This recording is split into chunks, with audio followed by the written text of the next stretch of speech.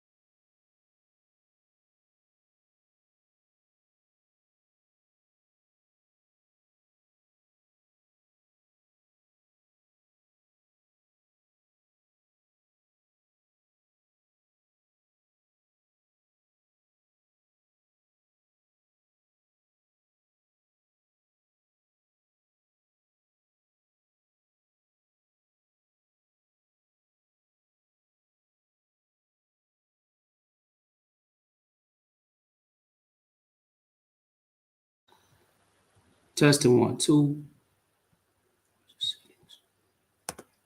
Sound like a New Yorker. DJ. Testing. Good. Okay. Hey.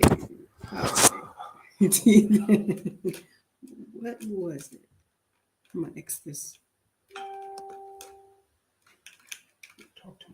So, like a piece, it's Coach Fatimah. Thank you all for letting me know that you could not hear me. I don't know what happened. It usually does not happen, but it has happened before. Thank you so much. Okay. All right. I'm going to restart this whole thing, and that's fine. It's just fine. Again, I'm Coach Fatimah, 1/3 of Outstanding Personal Relationships, co-wife and co-founder of Outstanding Personal Relationships. And this is Quintessential Queens on a Thursday. So with this particular one, I wanted to address synergy and how to create synergy in polygyny for success, long-term success. Okay. Thank you all so much for whoever's coming in now, letting me know that it's good. Alhamdulillah. By long-term success in polygyny, by creating the proper energy. And now I'm going to get off into this. And again, this is really for the ladies. And if the men can benefit from it, absolutely. Maybe you can learn some things that you can possibly pass on to your wife or wives, respectfully. So we're going to get right into, I just want to double check everything and make sure different platforms can hear me as well. Okay.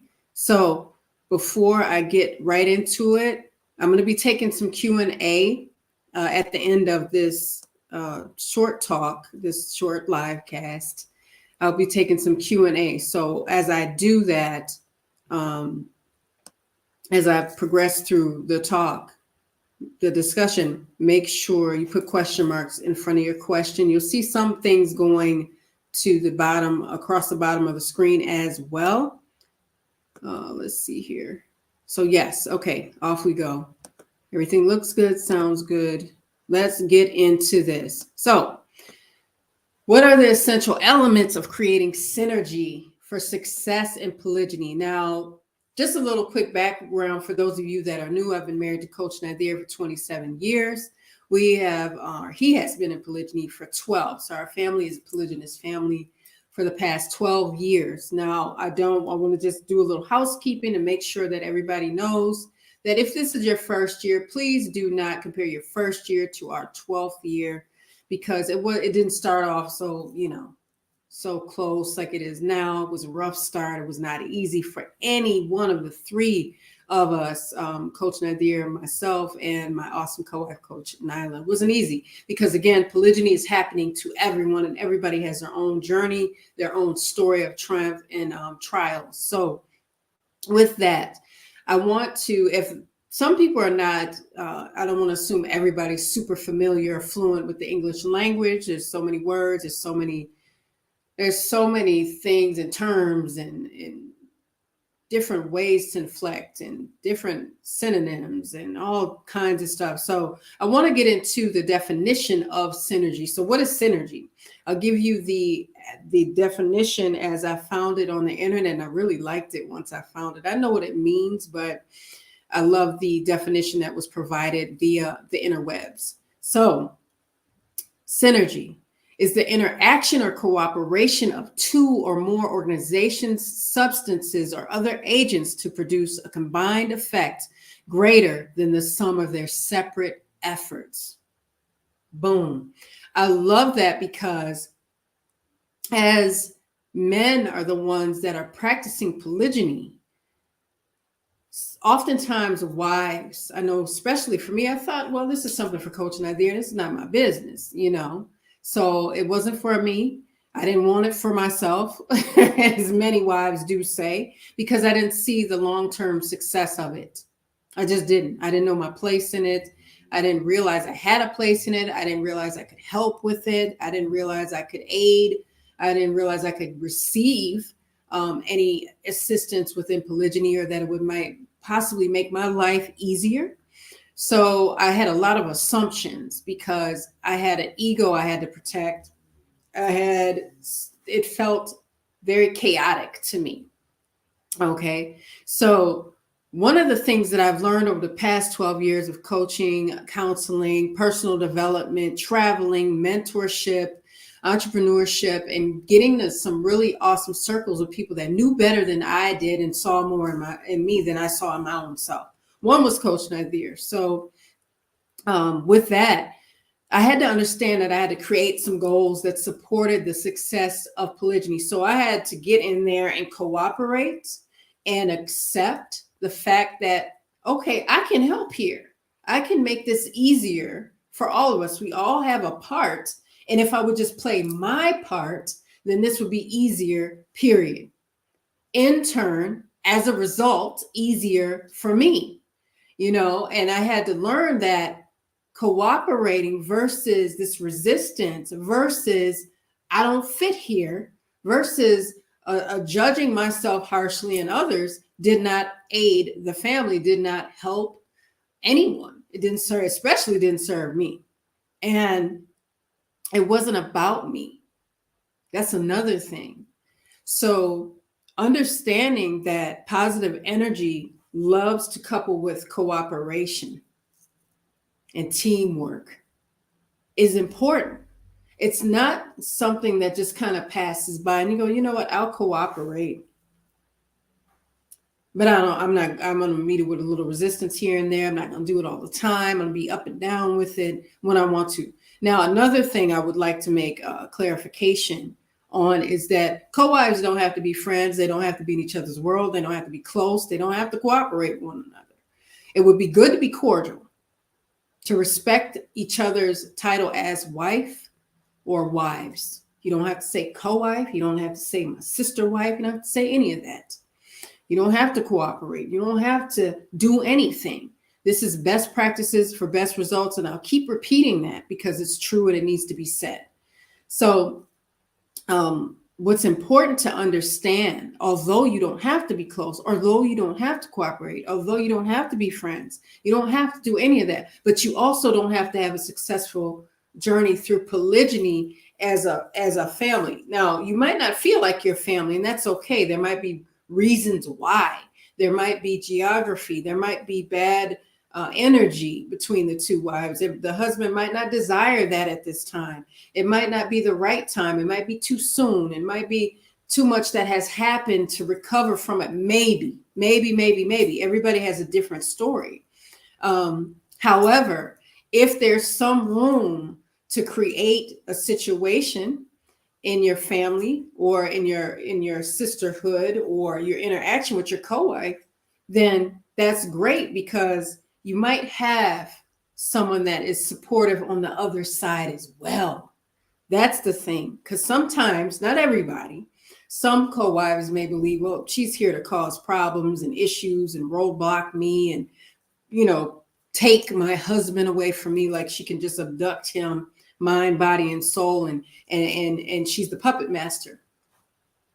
Now, I'll get into that portion a little bit later. Again, I'm going to try to just kind of flow through what I have to say about this and creating synergy for long-term success. Just knowing that everybody has a different story and different challenges and different learning curves, and your husband might be trying to figure this thing out too. However, meeting each other with healthy intentions upon your family, even if you don't talk to your co-wife, if you're not close, if you do not have communication with each other at all, one thing that should be in place are some common moral values that you all respect. Respected boundaries as well, respected titles.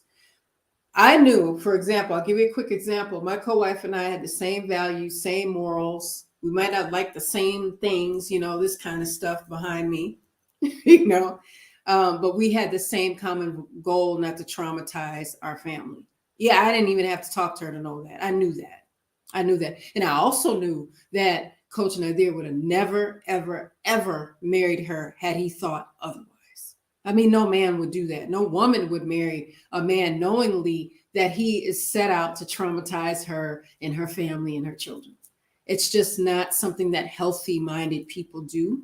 So I knew her intentions on us were not ill-willed. However, I didn't know her. I knew her, but I didn't know her enough to feel comfortable and not assuming things. So once I was able to offer a listening ear, I understood more of her story, and I was able to embrace the fact that she was really trying, and so much happened that she didn't have control over, and so much happened that she didn't desire for it to happen. So it's really, really good to get some basic information about one another as co-wives in that regard, so you can let go of some of the assumptions and possible harsh judgments. Another thing that is very powerful to understand when you want great synergy for success in long-term polygyny, even if something's short-term in my life, I want to be successful at it. I'm built that way, and that's what I like, because I like a good, positive challenge. So one thing that I had to learn about men, and I don't really like generalizations. However, I've coached and counseled a lot of women. And I've sat in circles with some amazing women, and they've taught me so much, and I'm so grateful to them for that. One thing I know about husbands is they don't have the desire or the need to know every single thing that we feel, because that could be a very long list. That could be something that they might be met with, although they might want to take care of us or give us some reassurance. They might not have the information to do so. And it's hard to process so much emotion when it's all dumped on you at one time, like a load, like a heavy load being dumped on you. And you can't fix it.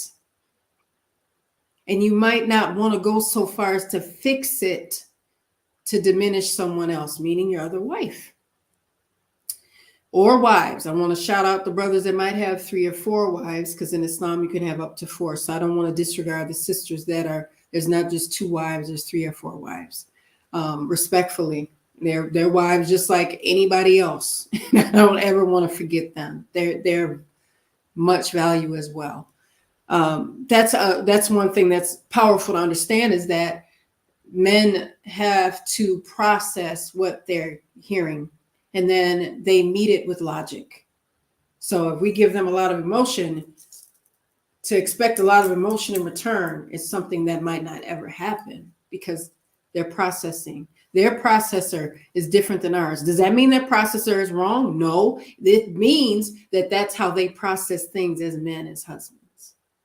It's not their way is wrong. Their way is different. Okay.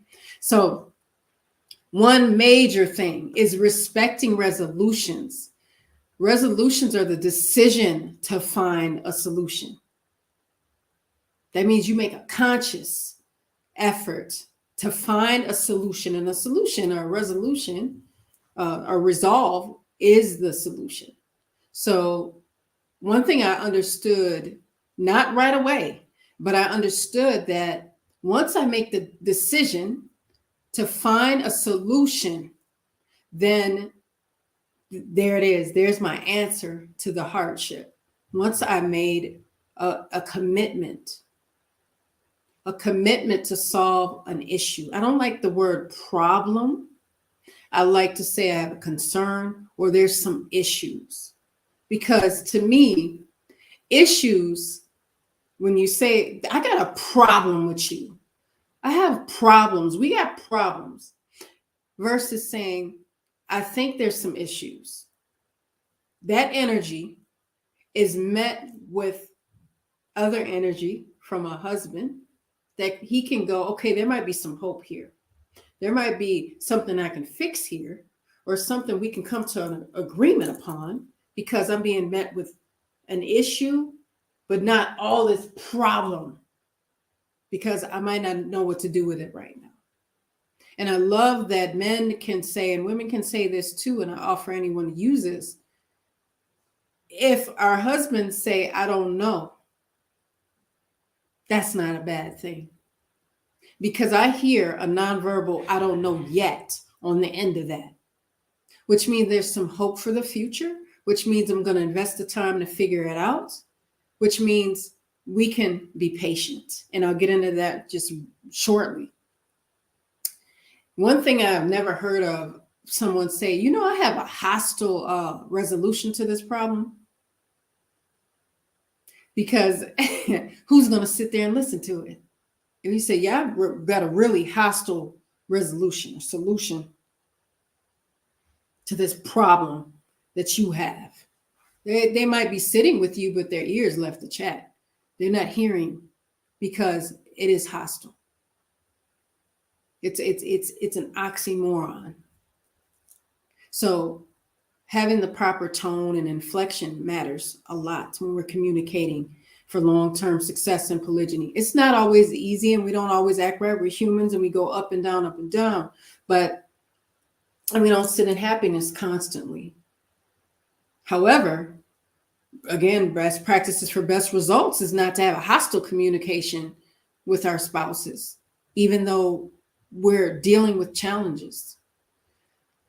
Another thing is positive self-talk. So trusting our win-win versus embracing our lose-lose attitude matters as well. It's paramount to the success in polygyny. So if we keep saying this is not going to work, I don't know what he's going to do, this is messed up, this is, he's not the guy for the job, I can't believe he did this to me, it's difficult to come back from that because it's easy to sit in it. So what I did, and I've trained on this more in depth within our polygamy masterclass. I've trained, and my co-wife and I both trained together on this. What happens is that we tend to want to sit up and wallow in the pain of it. That does not mean the pain is not there. That does not mean the pain will be erased. However, it creates a roadblock for what we want to do, that we know we should do, but I don't want to make this easy because I've been hurt. I cannot be cooperative. I cannot help him because he hurt me. Oh, and he gonna pay. Some say that, some walk through that. Mine was more of, oh no, he gonna talk to me about this one, because it took me out. However, I said, no, I'm gonna change the question. I'm gonna change the tone in which I ask myself a question to myself about my husband, about my marriage. So I said, how can this work? How can I help it work?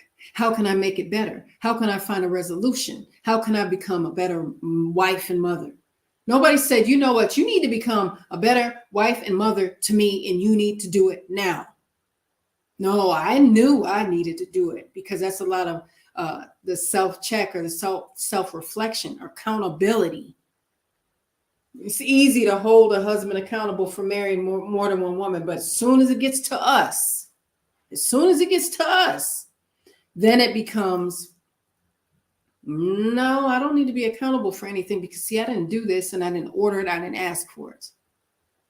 And for those of us that are Muslim, you might not have been willing, you might not have wanted to sign up for it, but you got signed up for it. It was always going to happen. It was always going to be in your husband's timeline. And we are part of each other's lives. We're not the sum total of each other's lives. So a major transition for me personally was meeting my why where I was. I had to meet my why and say, okay, why do you want to be better? Why do you want to be more than you are today? It's about competing with who I was yesterday. It's not about competing with co-wives and husbands and kids and what will the people say and the haters and all that stuff like that. Haters could be your mother, your father, your husband, your children, your co-wife. It could be anybody. So it's not about focusing on that particular energy. It's about focusing on who do I need to be to become successful, to create this harmony in my life and in my marriage. Who do I need to become? I love the quote by Jim Rohn. He said, don't wish it was easier, wish you were better. So I said, okay, that's me. I need to become better. And I did, but I'm not done. But I still need to learn and listen and understand and become more than I am today. So I'm excited about meeting my future self, inshallah, God willing. I'm excited about who I might be in the next 5 years, 10 years, 20 years. Who will Coach Fatimah be if I keep up this pace? So I had someone ask me a question years ago, and this was heavy because I didn't know the answer. I had a sister at our local masjid where I'm from in the upper Midwest. She said, do you think you have PSD from your husband? PTSD. And I was like, well, dang, I've never had anybody ask me that before. But my husband also was never in polygyny before. So they felt like they could ask, and she wasn't mean or anything. She was asking sincerely. And so I said, I don't know, maybe. And then on down the line, I said, PTSD. Totally, completely blew me out the water, traumatized me, did all this stuff. I don't trust him. He betrayed me. You don't love me, all this stuff. Is filed under PTSD. See, I've detached myself from that conversation so much I can't even say that. I can't even say it right. However, PTSD for me changed over the time that I've been in this family for the past 12 years in polygyny. I said, okay, change that into something else, Coach. And I did. And I said, what does PTSD mean to me now? If somebody asks me, I said, well, for me now, it means to be patient, to be truthful, to be solution driven, and to be determined. So that's what I've become. And I said, well, if you become that, if that's something that you practice, this is every day I have to think about this and be actionable about it. So how do you do that? How are you patient? And I said, well, what I needed to do and what I've coached and counseled and trained on is being patient and tolerant within challenges. That doesn't mean be mean, judgmental, yelling, screaming, throwing stuff, throwing tantrums, throwing hands. It doesn't mean any of that. It means giving yourself some grace in the times that are not easy, knowing that they will pass if you do the work. If you do the work. If you make a commitment to become better and be consistent about it. If I could just drive a point home, it would be that if we have this commitment, if we have a commitment to be better, let's be consistent with that. I love when there's a pattern of positivity. I love when there's a pattern of good works and intentionality upon a relationship that you know is worth fighting for.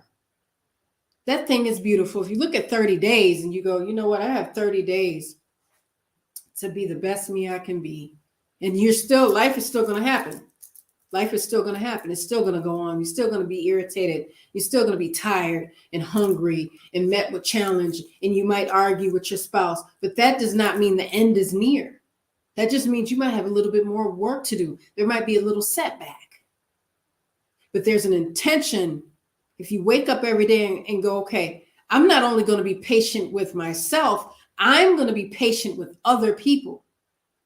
Not just me. Polygyny is not just happening to you, it's happening to your husband too. And I would like for something not to happen in my husband's chest because he's stressed out because this is happening all the time, this roller coaster. That doesn't mean I don't give suggestions. That doesn't mean I don't need to listen. There's some consistency because, again, we don't want to have to figure out our husband and we don't want our husband to have to figure us out.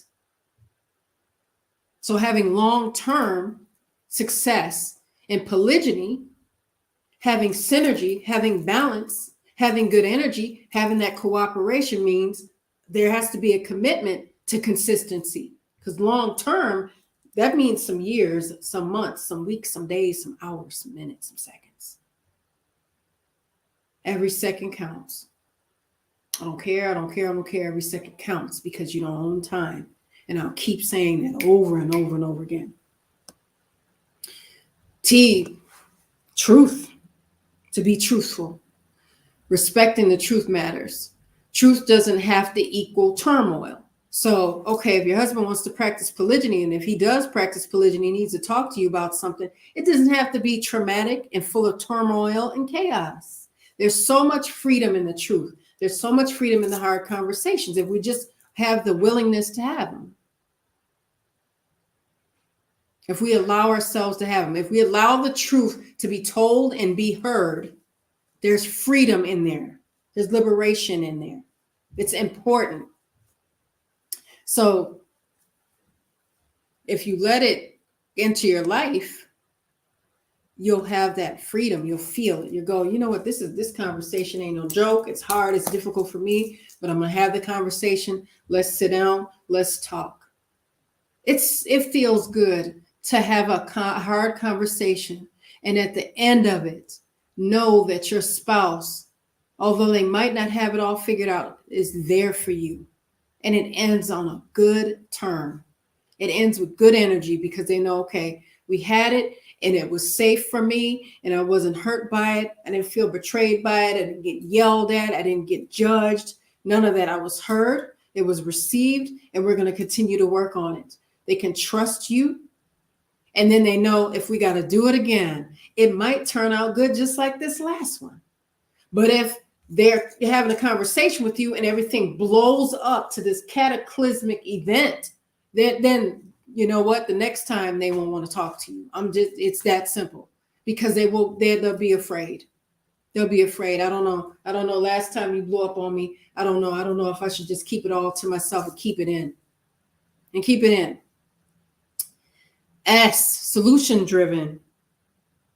Being solution driven. It's being optimistic in your pain. So, of course, polygyny is not easy, but I don't like to say it's impossible.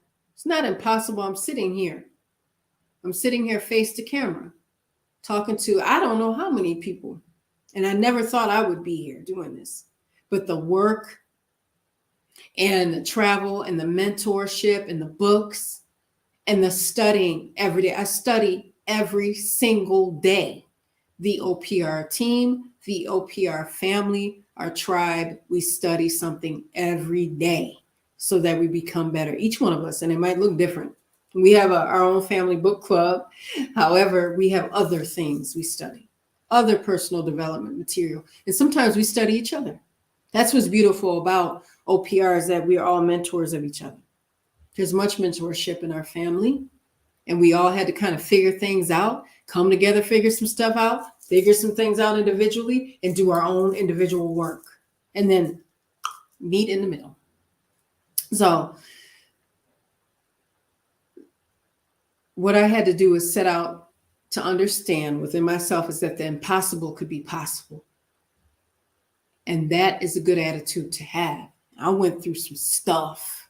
Coach Nazir went through some stuff. Coach Nyla went through some stuff. We all did. Our children went through some stuff because our children are going to school and get met with, are your parents divorced?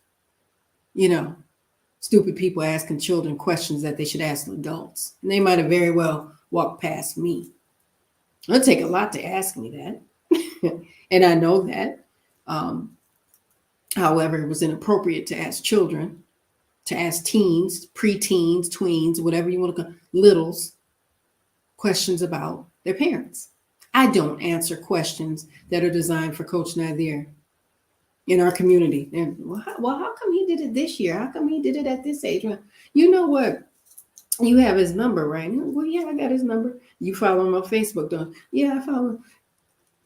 Call him. I would call him. I would DM him. Well, no, I don't want to do that. Oh, you don't want to do that, do you? Because he might get you all the way together. I don't know, but don't ask me questions that are designed for him. Now, those of you that want to ask me questions that are designed for Coach Nazir, I'm better now than I was then. However, I will get somebody together about asking me something and they're being snarky about it.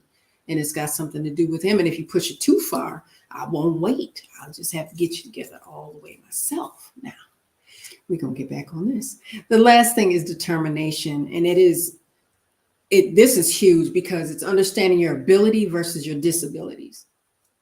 I rendered myself mentally disabled after Coach Nazir married again. I'm like, no, sir, Bob. I'm not, you're not getting me in that. Yeah, I was in it, but I was like, this is not for me. And then I said, no, I'm not disabled. I can help. He can help. He's helping me all the time. My co-wife was helping me, behind the scenes. She was doing things. She was loving my kids for a long time before I knew it. And that's okay. Because if they got more people to love that love them, so be it. So be it. So be it. I embrace it fully. So I really love that about her. She was always willing. So we were a package deal. So, if you don't know her story, check her out on YouTube. And she has an awesome video, Why I Married a Married Man. And it's great content. Make sure you all check it out. If you haven't, give it a like, share, and make sure you guys subscribe to our YouTube channel, of course. Those of you that are viewing me through YouTube, you will see it in there probably before most people will, but check it out. And if you watched it once, watch it again. Okay. And I have a video called Why I Stayed with My Husband After He Practiced Polygyny. I also have an interview with my brother on there, my older brother, and how he felt about it. It's pretty good because siblings are always siblings. He's an introvert. I'm not. And he just sat there and let me just go head on. And it was really, really nice. Now, one thing, and I'm glad I looked down at my note here. One thing that I learned from a sister years ago is this was year one. This was probably one of the roughest years. Year one and year three were probably the roughest years because that's the first year. And the first year was the worst year. And then the second one was the third year because I lost my father in the midst of all of this. And it was not easy. But I used to get this unofficial counseling from this sister that I was in a group chat, group conference call with these sisters. And we did a study every week. And it wasn't about polygyny. It was just about Islamic studies. And I was so happy to be welcomed into their group. I wish I could connect with them, but we are all scattered now. But she said to me, okay, you don't like this? Let me ask you a question. She said, all right, imagine this. He's divorced. Boom, she's gone. I was like, okay, yay. I wasn't talking to my co-wife at that time. And the sister said to me, she said, but Fatimah, what if he marries again? Okay, let's say he divorces her because you don't like her, you don't like it in. Okay. But what if he does it again? Now, what was beautiful about this sister is that she was in monogamy, she got divorced, and then she ended up in polygyny, and she had me beat by 20 years. So she had been past this part of her life 20 years prior to meeting me over the phone. And I said, I don't know. She said, because you got this messed up if you think that, okay, she's gone, poof. But what if he wants to do it again? And I never thought of that. So I said, okay. So she said, and you better be happy he did it at this age, and your kids are bigger. He could have did it year one. He could have did it with more than one. He could have did all kinds of things. She gave me a lot of different scenarios that were healthy, and then she gave me some horror stories that she had heard about. And I said she was right. So I had to stop rendering myself mentally disabled to help myself and others to get in the game. So that's what was so beautiful about that conversation. Although it was not easy, it was practical. So, and then the last thing, if I can offer this as well, we got to know that our husbands are going to be met with things that they cannot control, that they did not themselves anticipate. So part of the success in creating synergy and polygyny for the long term is understanding that there's so much in the world of husbands and the world of men that we are married to that they don't even anticipate. And it's the things that fall out of their hands, like people asking, are we divorced? People saying they saw you, people asking, are you sick? People asking, how do you stay with him? People asking his business to you. Knowing that you go, this is a boundary. That's his business. It's not mine. It's not yours. But if you see him, you can ask him, invite him to it. Because see, that question is not designed for you. People used to ask me about my co-wife all the time. I'm like, I don't know. You should ask her. Oh, I can tell. Oh yeah, absolutely get to know her. Don't let me stop you. Well, you're my friend. Well, you'll have another. Go over there and talk to her. Because I'm not going to sit there and do this back and forth thing. If you have a question to ask somebody that's not Fatimah, by all means, because what happens is that I could have said, well, child, she this, she that, and he's an idiot. And I could have went all the way there. No, why? And how would that serve my family, my tribe exactly? And why are you asking me to grown people's business, but not the grown people? No, because I get to make the rules about this how this conversation is going to go down. Because a lot of people will meet you with the things that husbands that fall out of their hands. They might. But we got to know how to respond so that we're also protecting not only our family, our husband, we're protecting ourselves without destroying ourselves. This is simple stuff, but it's not easy to hear. It's not easy to hear, but it doesn't have to be something that is cataclysmic to our self-esteem. Knowing that we're going to get met with certain questions matters. You're going to get met with certain questions. I've gotten everything. I've gotten everything under the sun. So nothing surprises me anymore. It's somebody told me, I think it was in the YouTube comment. YouTube cracks me up. They never cease to amaze me, but they said something about me being triple OG status. You don't want to have to go through what I went through to be a G. Okay. You just don't. So if you guys can see what's going across the bottom of the screen, make sure you check out our private community. If you do have any questions, you're going to want to type your questions with question marks in front of them so that I can answer them. Thank you all for the well wishes. Thank you all for the salams and the support. I'm not the only one that thanks you. OPR as a team thanks you. I just this every time y'all, this camera is on, I'm like, look at her go. But it's just it's incredible because we all need to have this conversation. It's not about me. It's not about my family or outstanding personal relationships, although we kind of opened up the conversation. People were having these conversations before, but I think that since there's 3 different perspectives, there's such value in that. We're learning from each other too. So we learn from our husband. He learns from us. We're learning from each other as co-wives. It's a beautiful dance, I like to call it. And it's that synergy. It's that synergy for long-term success because we've accepted one another. Well, Coach Nazir accepted everybody, honey.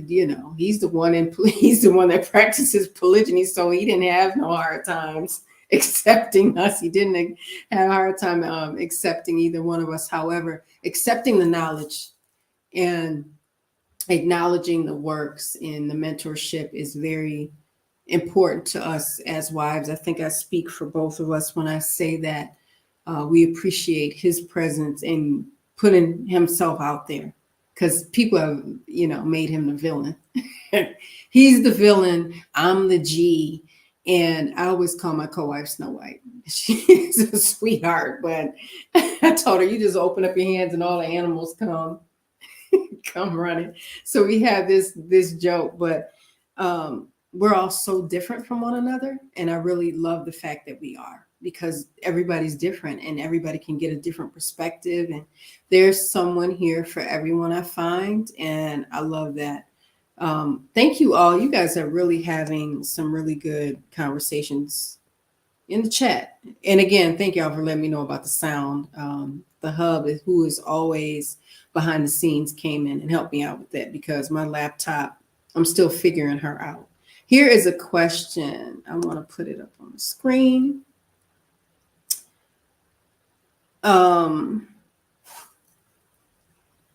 Okay. It says, hello, sister. What if the first wife didn't behave good with the second wife? Every relationship is not as successful like yours. It happens. It does happen. To be honest, thank you for the question.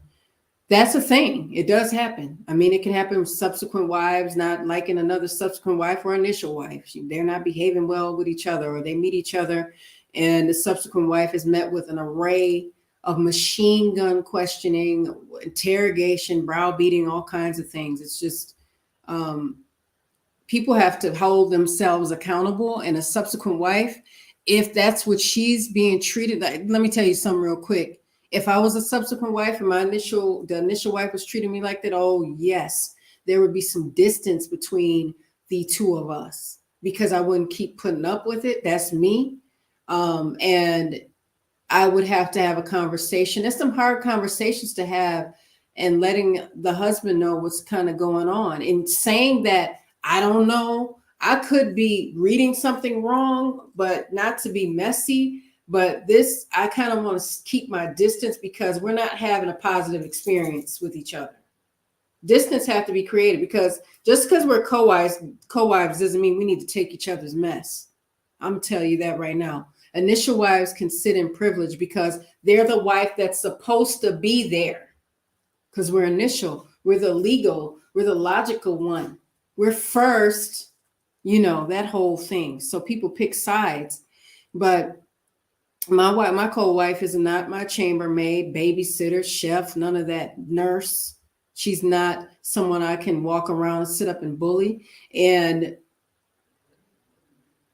I know that co-wives, especially initial wives, need to hold themselves absolutely accountable for making sure that we're not using this initial wife privilege and throwing our weight around and being the bully. Because this is not the first time I've heard this. I've heard this many times before. Hello to you all that are saying hello. Walaikum salam wa rahmatullah. That's a really great question, because it is a thing. But distance, boundaries, telling people that this is how I am to be treated. And if you can't do that, honey, you can't be around me. It's just like anybody else. Because if we think about it, we're watching a movie and we see one woman treating the other one poorly, you're going to feel away. I'm like, well, honey, I wouldn't deal with that. I would get away from her. That doesn't mean you got to yell or go off or none of that, but you absolutely have every right to stand up for yourself when somebody is treating you poorly. Now, poorly could mean a lot of things. It could mean a lot of things.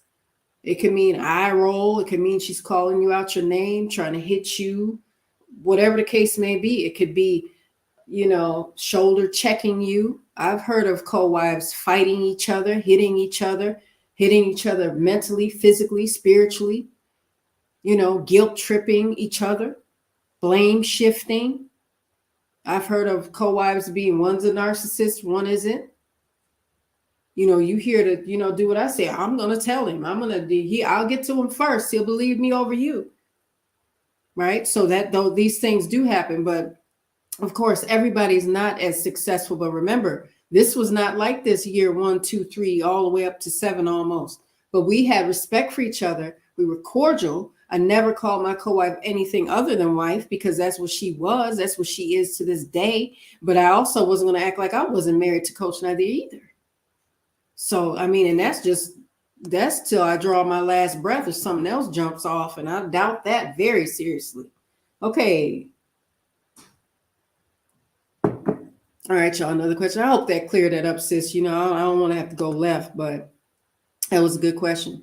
How does the first wife manage her jealousy? How to not let such negative thoughts affect how you deal with your husband and the second wife? Okay, great question. Thank you. I've gotten this question several times before. Jealousy is natural. Envy is a different matter. When we start to become obsessed and wish for our co-wives to have a destroyed marriage, family, and all this stuff like that, that's another matter.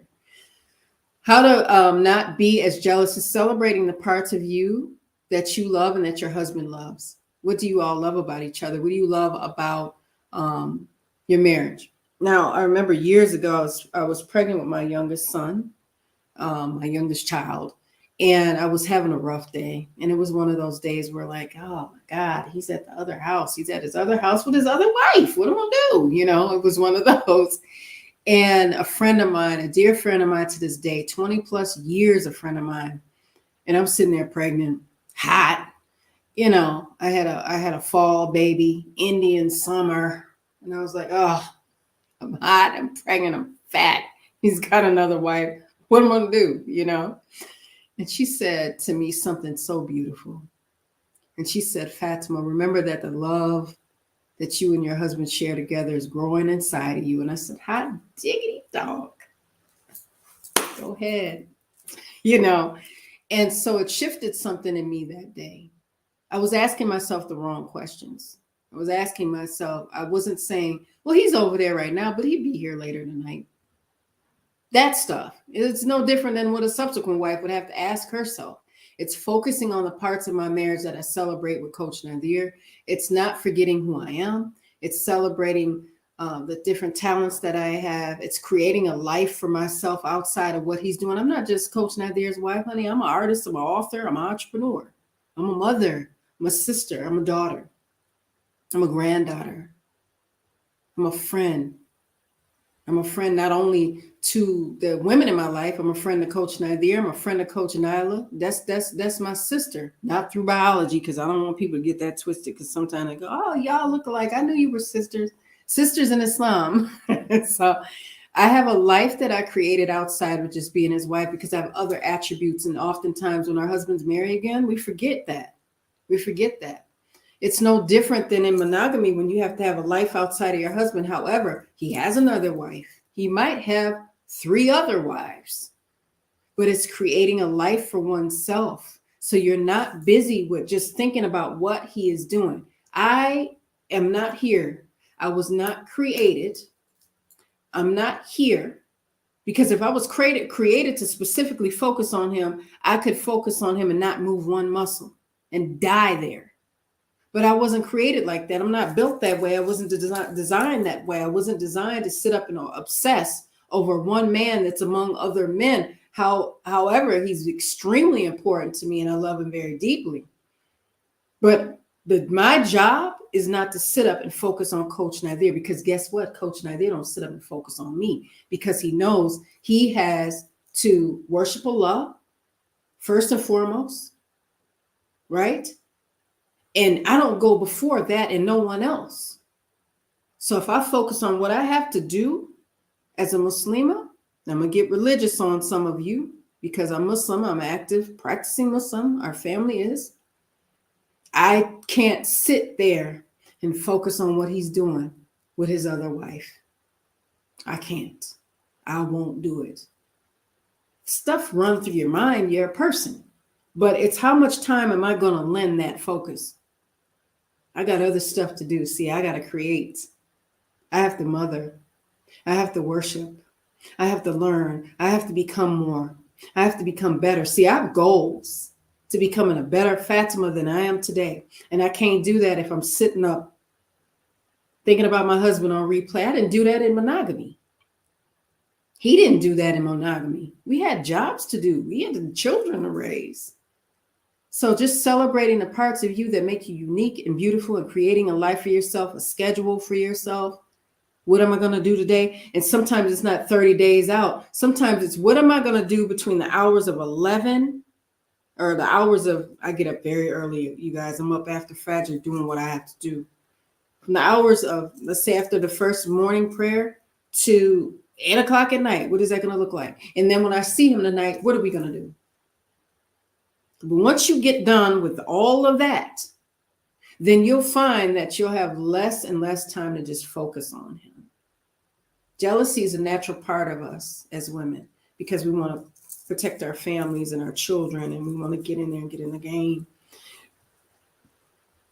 You know, and one thing that really helped me too, especially year one, is I specifically asked myself this in the mirror. I didn't ask myself anything. I told myself, I said, I am to make sure that I understand something and make sure that it is abundantly clear. And that was that my husband, and I said that word my because I've been known to do that, has every right to be where he is right now because he's supposed to be. He is supposed to be at his other wife's house that he shares with her. This is not, I have a home, she has a home, Coach Nyla has a home, and he visits us. He is a home with her and a home with me. And I won't diminish and disrespect him and say it's something different than what it actually is. See, oh, honey, I'm looking at what's in front of my face. So knowing that he has every right to be at his other home with his other wife, the same way he has every right to be at my home with him when he's with me, right? And that changes the energy. That changes the energy.